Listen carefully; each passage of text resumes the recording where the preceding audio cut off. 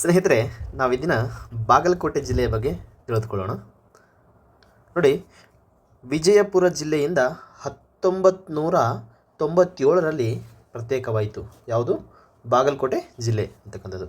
So next, ಈ ಜಿಲ್ಲೆಯವರಾದ B D ಜತ್ತಿಯವರು ಉಪರಾಷ್ಟ್ರಪತಿಯಾದ ಏಕೈಕ ಕನ್ನಡಿಗರು ಮತ್ತು ಮೈಸೂರು ರಾಜ್ಯದ ಮುಖ್ಯಮಂತ್ರಿಯಾಗಿಯೂ ಕೂಡ ಕೆಲಸ ಮಾಡಿದ್ದಾರೆ.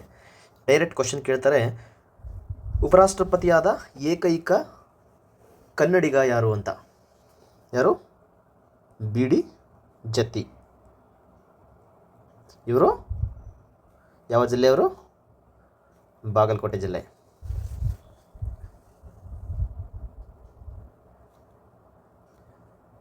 ರಾಷ್ಟ್ರಪತಿ ಇವರು ಮೈಸೂರು ರಾಜ್ಯದ ಮುಖ್ಯಮಂತ್ರಿ ಕೂಡ ಆಗಿದ್ದರು ಅಂತಕ್ಕಂಥದ್ದು. ಸೊ ನೆಕ್ಸ್ಟ್, ನವನಗರ ಕರ್ನಾಟಕದ ಮೊದಲ ಯೋಜಿತ ನಗರವಾಗಿದೆ. ಇಲ್ಲಿ ಬಾಗಲಕೋಟೆ ಜಿಲ್ಲೆಯಲ್ಲಿ ನವನಗರ ಅಂತ ಇದೆ. ಯಾವುದು? ನವನಗರ. ಇದು ಮೊದಲ ಯೋಜಿತ ನಗರವಾಗಿದೆ. ಯೋಜಿತ ನಗರ. ನೆಕ್ಸ್ಟ್, ಬಾದಾಮಿಯು ಚಾಲುಕ್ಯರ ರಾಜಧಾನಿಯಾಗಿತ್ತು. ಬಾದಾಮಿಯ ಹಳೆಯ ಹೆಸರು ವಾತಾಪಿ. ಚಾಲುಕ್ಯರ ರಾಜಧಾನಿಯಾಗಿ ಯಾವುದಾಗಿತ್ತು? ಬಾದಾಮಿ ಅಂತಕ್ಕಂಥ ಊರು ಎಲ್ಲಿದೆ ಅಂದರೆ ಬಾಗಲಕೋಟೆಯಲ್ಲಿದೆ. ಬಾಗಲಕೋಟೆ, ಬಾದಾಮಿ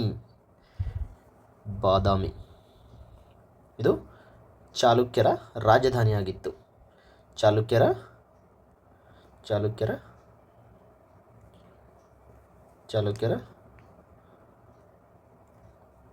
ರಾಜಧಾನಿಯಾಗಿತ್ತು. ನೆಕ್ಸ್ಟ್, ಬಾದಾಮಿಯಲ್ಲಿರುವ ಪ್ರಸಿದ್ಧ ಗುಹಾಂತರ ದೇವಾಲಯವನ್ನು ಚಾಳುಕ್ಯರು ನಿರ್ಮಿಸಿದ್ದಾರೆ. ಬಾದಾಮಿಯು ನವಶಿಲಾಯುಗದ ತಾಣವಾಗಿದೆ. ಇದು ಬಾದಾಮಿ ಐತಲ್ಲ, ಇದು ನವಶಿಲಾಯುಗದ ತಾಣವಾಗಿದೆ. ಮತ್ತು ಇಲ್ಲಿ ಪ್ರಸಿದ್ಧ ಗುಹಾಂತರ ದೇವಾಲಯಗಳು ಕಂಡುಬರುತ್ತವೆ. ಇಲ್ಲಿ ಬಾದಾಮಿಯಲ್ಲಿ ಇದು ನವಶಿಲಾಯುಗದ ತಾಣವಾಗಿದೆ. ಮತ್ತು ಇಲ್ಲಿ ಪ್ರಸಿದ್ಧ ಗುಹಾಂತರ ದೇವಾಲಯಗಳು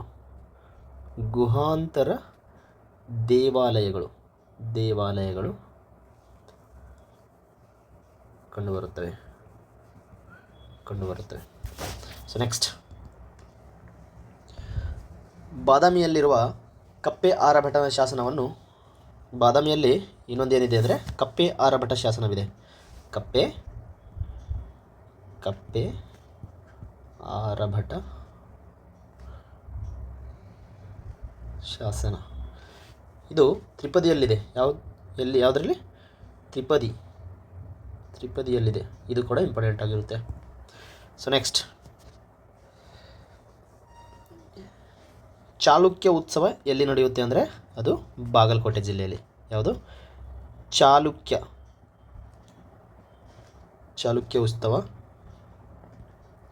ಉತ್ಸವ ನಡೆಯುತ್ತೆ.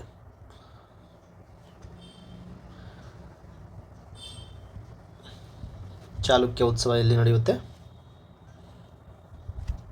ಚಾಲುಕ್ಯ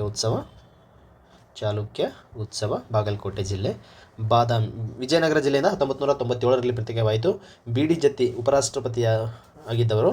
ಕರ್ನಾಟಕದ ಏಕೈಕ ಉಪರಾಷ್ಟ್ರಪತಿ ಯಾರಂದರೆ ಅದು ಬಿ ಡಿ ಜತ್ತಿ ಅವರು. ಬಾಗಲಕೋಟೆ ಜಿಲ್ಲೆಯವರು.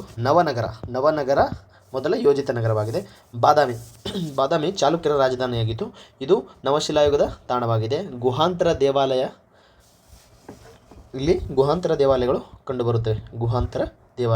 ಮತ್ತು ಕಪ್ಪೆ ಆರಭಟನ ಶಾಸನ ಇದು ತ್ರಿಪದಿಯಲ್ಲಿ ಇರ್ತಕ್ಕಂಥದ್ದು. ಆಮೇಲೆ ಇಲ್ಲಿ ಫೇಮಸ್ ಚಾಲುಕ್ಯ ಉತ್ಸವ ನಡೆಯುತ್ತೆ ಅಂತಕ್ಕಂಥದ್ದು.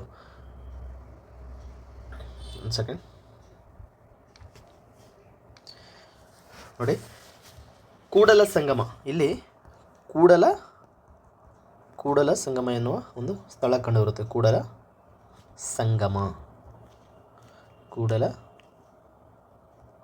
ಸಂಗಮ ಇದು ಕೃಷ್ಣಾ ಮತ್ತು ಮಲಪ್ರಭಾ ನದಿಗಳ ದಂಡೆಯ ಮೇಲಿದೆ. ಯಾವ್ಯಾವ ನದಿ?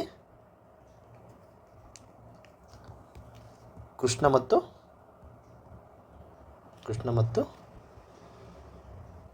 ಮಲಪ್ರಭಾ ನದಿಯ ದಡದ ಮೇಲಿದೆ. ಯಾವುದು? ಕೂಡಲ ಸಂಗಮ ಎಂಬ ಸ್ಥಳ. ನೆಕ್ಸ್ಟ್, ಐಹೊಳೆ ದೇವಾಲಯವು ಭಾರತದ ಸಂಸತ್ತಿನ ಆಕಾರವನ್ನು ಹೊಂದಿದೆ. ಇದನ್ನು ದೇವಾಲಯಗಳ ತೊಟ್ಟಿಲು ಎಂದು ಕರೆಯುವರು. ಇಲ್ಲಿ ಐಹೊಳೆ ದೇವಾಲಯ ಕಂಡುಬರುತ್ತೆ.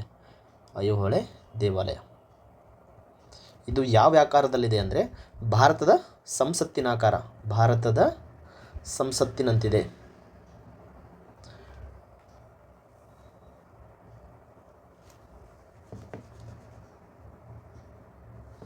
ನೆಕ್ಸ್ಟ್,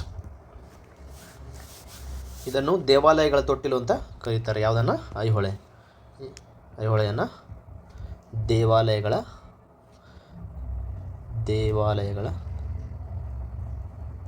ತೊಟ್ಟಿಲು.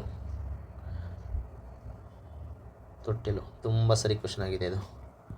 ಸೊ ದೇವಾಲಯಗಳ ತೊಟ್ಟಿಲು ಅಂತ ಕರೆಯುತ್ತಾರೆ ಅಂತಕ್ಕಂಥದ್ದು. ನೆಕ್ಸ್ಟ್, ಎಡಹಳ್ಳಿ ಎಂಬ ಪ್ರದೇಶವು ಚಿಂಕಾರ ಜಿಂಕೆಗಳಿಗೆ ಪ್ರಸಿದ್ಧವಾಗಿದೆ. ಇಲ್ಲಿ ಎಡಹಳ್ಳಿ ಎಂಬ ಪ್ರದೇಶವಿದೆ. ಯಾವುದು? ಎಡಹಳ್ಳಿ ಇದು ಚಿಂಕಾರ ಜಿಂಕೆಗಳಿಗೆ ಫೇಮಸ್. ಚಿಂಕಾರ ಜಿಂಕೆಗಳಿಗೆ. ಆಮೇಲೆ ಇಲ್ಲಿ ತೋಟಗಾರಿಕಾ ವಿಶ್ವವಿದ್ಯಾಲಯ ಕೂಡ ಇದೆ. ತೋಟಗಾರಿಕಾ ವಿಶ್ವವಿದ್ಯಾಲಯ.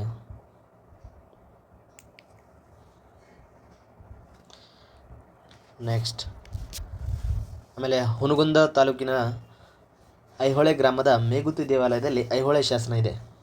ಎಲ್ಲಿ ಹೇಳಿ? ಹುನಗುಂದ ತಾಲೂಕಿನ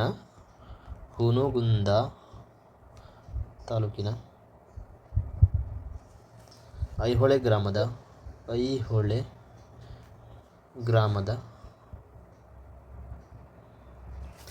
ಮೇಗುತಿ ಎಂಬ ದೇವಾಲಯ. ಮೇಗುತಿ ದೇವಾಲಯದಲ್ಲಿ ಏನಿದೆ? ಐಹೊಳೆ ಶಾಸನ ಕಂಡು ಬರ್ತಕ್ಕಂಥದ್ದು. ಐಹೊಳೆ ಶಾಸನ ನೋಡಿ. ಸೊ ಇಮ್ಮಡಿ ಪುಲಿಕೇಶಿಯ ಆಸ್ಥಾನದ ಕವಿ ರವಿಕೀರ್ತಿ ರಚಿಸಿದ ಇದನ್ನು ಯಾರು ರಚಿಸಿದ್ದಾರೆ ಅಂದರೆ ರವಿಕೀರ್ತಿ. ಇದು ನರ್ಮದಾ ನದಿ ಕದನಕ್ಕೆ ಸಂಬಂಧಿಸಿದೆ. ನರ್ಮದಾ ನದಿ ಕದನದ ಬಗ್ಗೆ ತಿಳಿಸುತ್ತದೆ. ಯಾವ ಶಾಸನ? ಐಹೊಳೆ ಶಾಸನ ಅಂತಕ್ಕಂಥದ್ದು. ಸೊ ನೆಕ್ಸ್ಟ್, ಐಹೊಳೆ ಶಾಸನದಲ್ಲಿ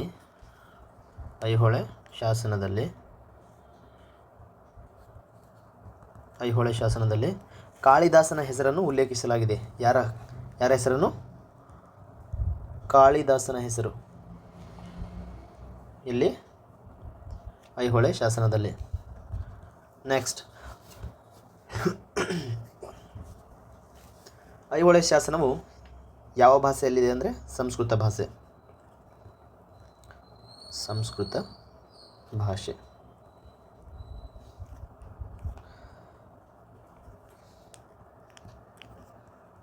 ಯಾವ ಭಾಷೆಯಲ್ಲಿದೆ? ಸಂಸ್ಕೃತ ಭಾಷೆಯಲ್ಲಿದೆ. ನೆಕ್ಸ್ಟ್, ಇಳ್ಕಲ್ ಪಿಂಕ್ ಕಲ್ಲಿನ ಗ್ರಾನೈಟ್ ಮತ್ತು ಸೀರೆಗಳಿಗೆ ಹೆಸರುವಾಸಿಯಾಗಿದೆ. ಯಾವುದು? ಇಳಕಲ್ ಎಂಬ ಊರು ಪಿಂಕ್ ಕಲ್ಲಿನ ಗ್ರಾನೈಟ್ ಮತ್ತು ಸೀರೆಗಳಿಗೆ ಹೆಸರುವಾಸಿಯಾಗಿದೆ ಅಂತ. ನೆಕ್ಸ್ಟ್, ಮುಧೋಳ್ ತಾಲೂಕಿನಲ್ಲಿ ಮುಧೋಳ್ ಎಂಬ ತಾಲೂಕಿನಲ್ಲಿ ಹಲಗಲಿ ಎನ್ನುವ ಊರಿದೆ. ಇಲ್ಲಿ ಬಾಗಲಕೋಟೆ ಜಿಲ್ಲೆಯಲ್ಲಿ ಮುಧೋಳ್ ಎಂಬ ತಾಲೂಕಿದೆ. ಇಲ್ಲಿ ಹಲಗಲಿ ಬೇಡರ ದಂಗೆ ಗೊತ್ತಲ್ವ? ಹಲಗಲಿ ಎನ್ನುವ ಊರಿದೆ.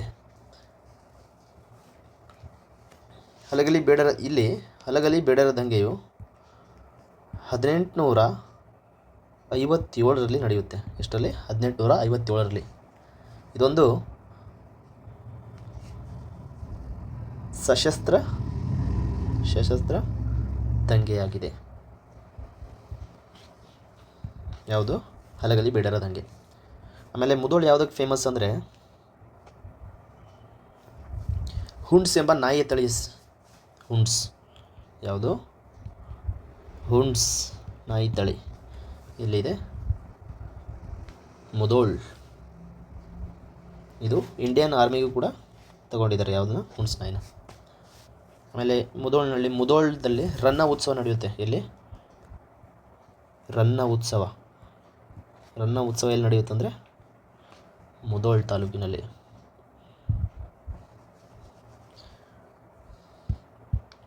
ನೆಕ್ಸ್ಟ್ ಇಲ್ಲಿ ಐಹೊಳೆ, ಬಾದಾಮಿ, ಪಟ್ಟದಕಲ್ಲು ಎಂಬ ಊರುಗಳಿವೆ. ಯಾವುದು? ಐಹೊಳೆ, ಬಾದಾಮಿ, ಪಟ್ಟದಕಲ್ಲು ಎಂಬ ಊರುಗಳಿವೆ.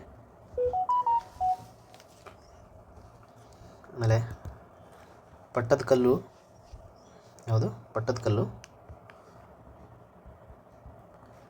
1987ರಲ್ಲಿ ವಿಶ್ವ ಪಾರಂಪರಿಕ ಪಟ್ಟಿಗೆ ಸೇರ್ಪಡೆಯಾಗಿದೆ. ಯಾವಷ್ಟರಲ್ಲಿ?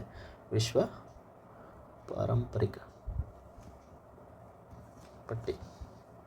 ಪಟ್ಟಿಗೆ ಸೇರ್ಪಡೆಯಾಗಿದೆ ಅಂತಕ್ಕಂಥದ್ದು. ಥ್ಯಾಂಕ್ ಯು ಸ್ನೇಹಿತರೆ. ಇಷ್ಟು ನೆನಪಿದ್ರೆ ಸಾಕು ಅನ್ನೋಕ್ಕಿಂತ ಇನ್ನೆಷ್ಟು ಹೆಚ್ಚೆಷ್ಟು ನೀವು ಕಲೆಕ್ಟ್ ಮಾಡ್ಕೋಬೇಕಾಗುತ್ತೆ. ಸೊ ಇಷ್ಟಕ್ಕೆ ಮುಗಿಸೋಣ ಕ್ಲಾಸ್ನ. Thank you.